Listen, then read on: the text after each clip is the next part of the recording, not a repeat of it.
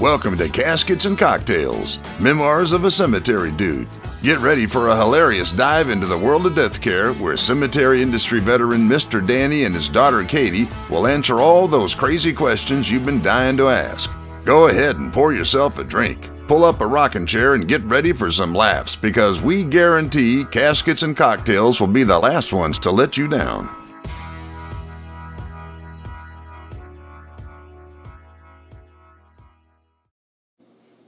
Hey guys, I'm Katie Leverett. I'm Danny Faulkner. I'm her daddy. And welcome to Caskets and Cocktails, where we are going to share with you some crazy stories from the cemetery industry. In fact, Daddy, guess what? What? We got a voicemail, and it's all about drama. Oh, really? I just love drama. And you know what? Living in our family, I bet you never experienced family drama at home, do you? Especially having a daughter like me, huh? Oh, I'm telling you, it was drama-free. Yeah, right. So we're going to hang on and let you guys listen to this awesome voicemail. And then I have a feeling Mr. Danny is going to have a great story to tell.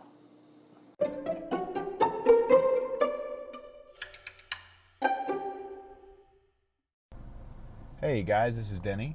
Loving the show so far, and I've got a question. Obviously, when somebody passes away, there's a lot of emotions and maybe some tensions running high in the family. And I'm just curious as to what the worst family drama you've ever witnessed as part of your profession. Thanks, and keep up the good work. Thanks for that question, Denny. I appreciate it. I've had, in my time, a lot of family drama that comes up at time of death. It always amazes me because,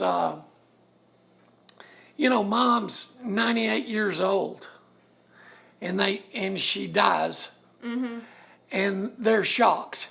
Well, you know what? Sometimes it's maybe she ran a marathon the day before. I don't know. There are some old people that can get around and do. Yeah. Well, when she's... I mean, you're... Oh, I was about to say something. I wasn't. Well, she's, Mom's 98 years old. She's been in a nursing home for 10 years, and she decides to die. And they're all twisted up. I just don't get it. But anyway... The worst I've ever seen, the worst. I've seen a lot. I've seen a lot of arguments and cuss fights and all kinds of things, calling each other things that they had been meaning to call them for the last 40 years, but just hadn't gotten around to it. Right. This was the perfect opportunity for them to call them that. Well, maybe it's because their mama finally died and she was the one that would have, wrapped their knuckles if they called their brother a jerk. Maybe. Worse. Yeah, but I've heard a lot worse. Yeah. But one particular time, we had a burial, and the family came over to the cemetery to sign all the interment documentation, pay for the interment, all of that sort of thing. And normally just a family representative comes. But this particular time, there was like 4 carloads. 4 carloads of people showing up? Oh, yeah, they all showed up. Like a sedan or like minivans? No, I imagine there was like 15 people. You are kidding me. No, there was a bunch of people. Were you like, come this way into the conference room? Because you guys can't fit in my office. I took them all into the conference room. And they had just left the funeral home. Now, they'd been at the funeral home for like 3 hours. Oh, Jesus. And I'm sure they were cooked. Yeah. They'd been up all night long because Mom had died and all this sort of thing. And all of this tension starts boiling up. Right. Well, what happens is the son-in-law, it's always the son-in-law. So the son-in-law needs to keep his trap shut. So all you son-in-laws out there, you pay real good attention to this story. What they're trying to say is, I loved her too, so I'm going to really protect her. Uh-huh. Well, the son who was there, who was the spokesperson. He was a very well-educated man, older fella, because Mama, I think, was like 94, 93, something like that. And he was asking some questions, and I was going through the details and all this stuff. And evidently the son-in-law figured that he should protect the family by accusing me of being pushy. Accusing you? Yeah. So I said, sir, look, it doesn't matter to me one way or the other what you want to do. I said, but you are going to sign these documents. Right. If you don't sign the documents and you don't pay the opening and closing, we're not burying Mama. Yeah. Period. Understand? And the son said to the son-in-law, he said, shut up, I'm handling this. Really? So he knew the son-in-law was stepping over the line a little bit, huh? It went downhill from there. Uh-oh. And the son-in-law bowed up and said, don't tell me to shut up. And then the melee began. And there were fist fights. You're kidding! I got 15 people there. You were kidding! Women. No! Men. Everybody's in a fist fight. What were you doing? I'm going, what the hell? And so I'm trying to break up the worst of the fist fights and pushing them apart. And as soon as I got them pushed apart, another one broke out at the other end of the conference room. And did you have any staff around that could come in and help, or did they all take off running? No, the secretary was out front. I said, call the cops. Yeah. I mean, what do you do? And the women were just as bad or worse. The women were climbing over the table, grabbing a hold of each other's hair. Oh my God! Oh, they were into it. They were just wailing one another.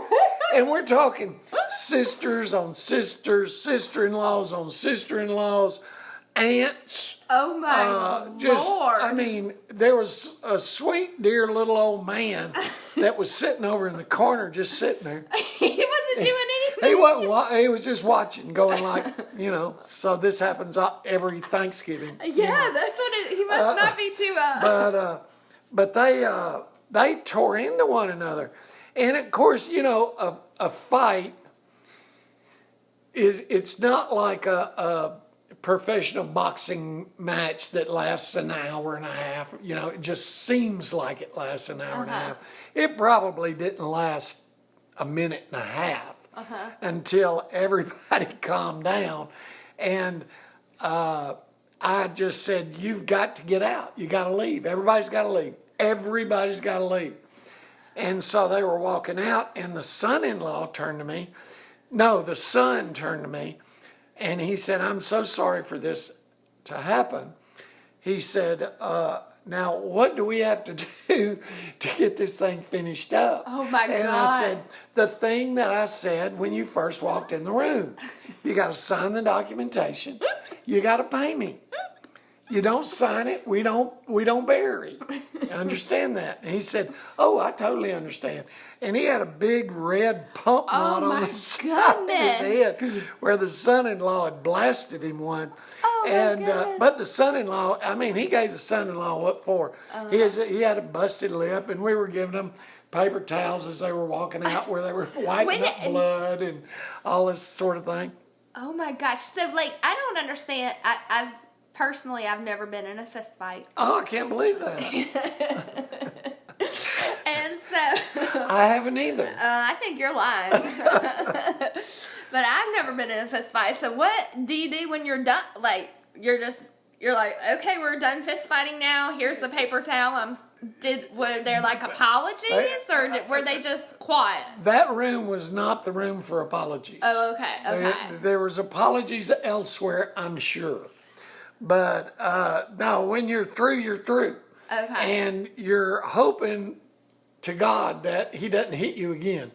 Just kidding, we're not really done. It's on. Yeah, okay, I'm through hitting you now. Are you through hitting me?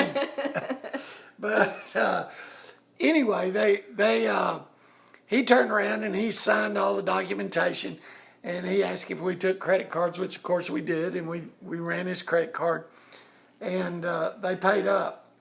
Okay, so. Oh no. I'm thinking that it's all done, right? Right. So they have the funeral, and we get the grave ready, and we have chairs and tents, and the tents and chairs. The chairs are just like folding metal chairs. Oh no. And they've got cloth covers over them. Oh no. And so I'm thinking, hey, we're okay. And so it was hilarious. They all start coming towards the fence, and the pallbearers are bringing Mama carrying Mama. And some of the pallbearers were obviously family members because they had, like, Band-Aids over their eye and, patches on their chin. So we get Mama down there, and the preacher gets up there, and he does his preaching job. He's the 5 or 10 verses in the Bible that preachers always say at a funeral. I wish if God would send down creativity, I wish He'd send it down to preachers on funerals, because they're not very creative.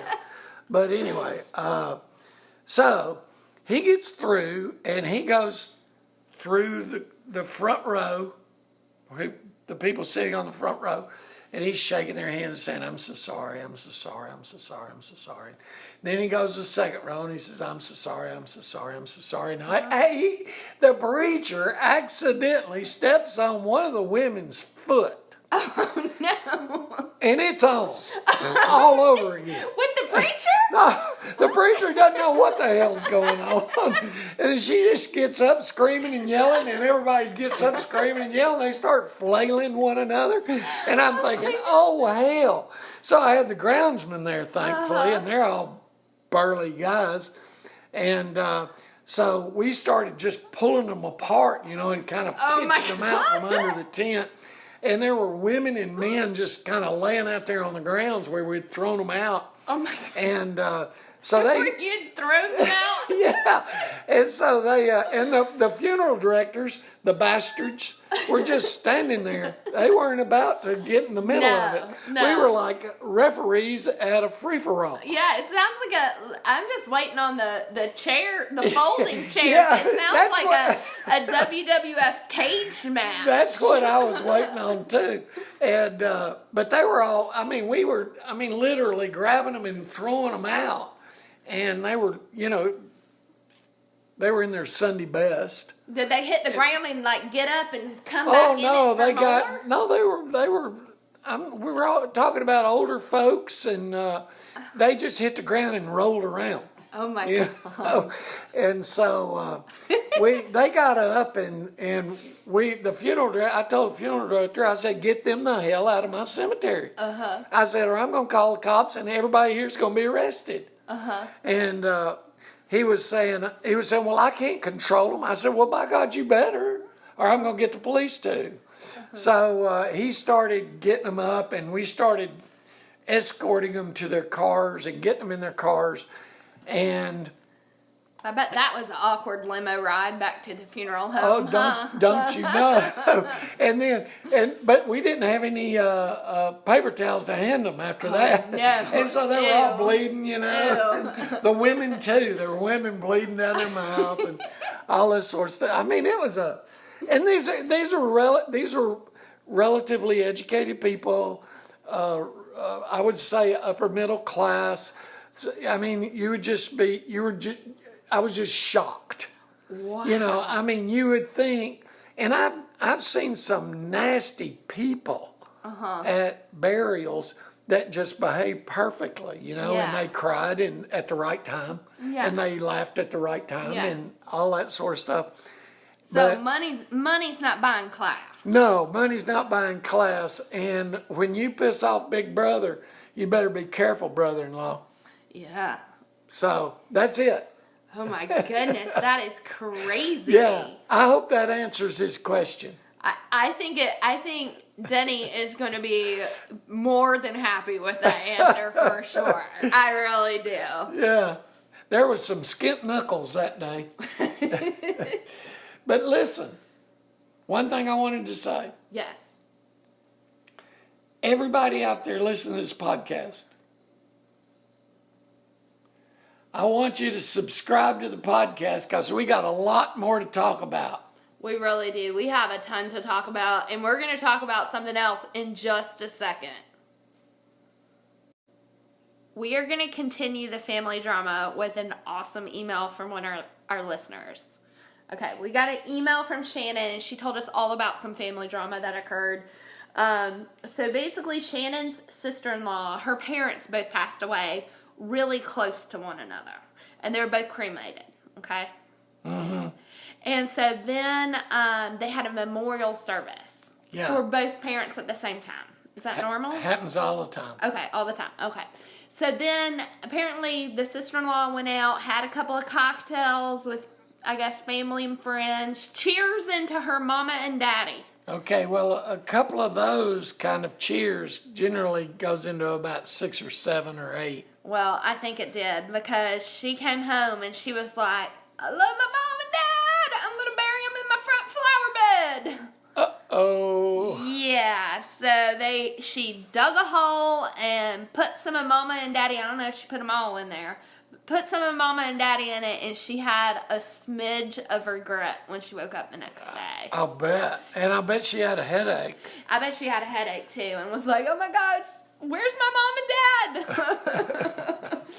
But so anyhow, she tried to make the best of the scenario, and she put a lovely bench out front in this flower bed, which they now call the death bed, by the way. Oh, how clever. That's pretty good. I like that. But they put a flower bed or a bench, and it has a poem. They put some beautiful wind chimes out there. Well, this is where stuff starts to get hairy, okay?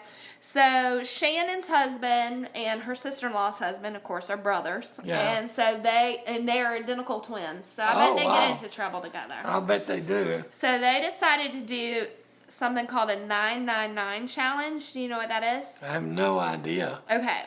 It doesn't sound... Are you a baseball fan? No. No? Oh. But it doesn't sound good. Well, It has to do with baseball? It does. They ate 9 hot dogs. Yeah. Drank 9 beers. Ooh. In 9 innings. Wow. Yeah. That sounds intense, right? Yeah, I could do that when I was a kid, but yeah. Not now. Well, maybe Shannon is a kid. I don't know how old she is. Oh, okay. I bet Shannon... Well, God bless you, Shannon. Shannon may be 22. So this is probably like a Tuesday to her, to the twin husbands. I don't know. I think I would be dead.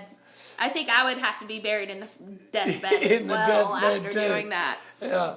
But so anyhow, so the guys are coming home, and let's just say 9 hot dogs and 9 beers don't settle real well. No, it's come up pretty quick. Yeah, and somebody yacked on the deathbed. Uh-oh. And the sister-in-law comes flying out of the house, and she goes, did you just puke on my parents? Yes, is the answer. Yes, is the answer. So, do you have any sort of advice for people who are dealing with cremains? Is it a good... What should they be doing with the cremains? Because I bet... Okay, I'm a cemetery guy. Right. So, what you should do with the cremains is to take them to a cemetery. Take them to a cemetery, okay. And there's a lot of options. There's 20 or 30 different options. Because I bet most people think cemeteries are for bodies. They're not usually for... You don't think of them as being for cremains. Exactly. And people do think that. But, they do. But they do. They need to take them to the cemetery. Let the cemetery show them what they've got. And then choose. Because, let me tell you. Mm-hmm. Scattering cremains is irreversible. You can't undo it. I mean, we've all seen those, like, videos of people throwing the remains to give them away, and then it blows in their face and gets in their hair and stuff. Exactly. Oh, God. Yeah, don't It's do my that. worst nightmare. Don't do that. I think that funeral directors should be more responsible in explaining to the people that have cremations that you need to go to the cemetery and let the cemetery people help you. It may cost a little bit of money, but so what? I mean, it's your mom and your dad. Would you rather have your brother-in-law puke on them or the guy next door dog dump on them? You know, I mean, come on, let's get real. Yeah, I love that. I love that. So I know, like, I personally know that I've already called dibs on you when you die, because I'm going to have you made into a diamond. Just because you're way bigger than Mom. Yeah, I am that. Just kidding. Just kidding. But, guys, we have really, really loved getting your emails and your voicemails and your direct messages on social media. I cannot thank you guys enough. We have been having so much fun.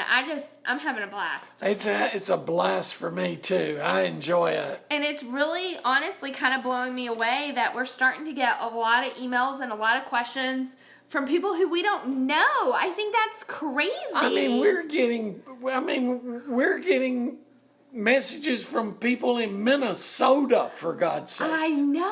I mean, how far away is that? That's is that like 5,000 miles or something? I don't know. It's far. It's a long way away far. from here. Yeah. It's hot here. Yeah, it's like snowing there already, It's snowing there. It's Thanksgiving here. It's hot. Yeah, it's crazy.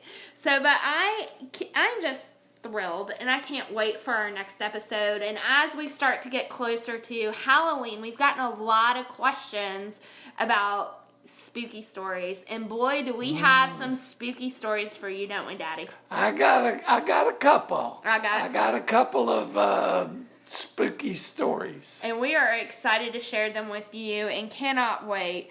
And we just want to remind you to hit subscribe, because we are the last people that will ever let you down.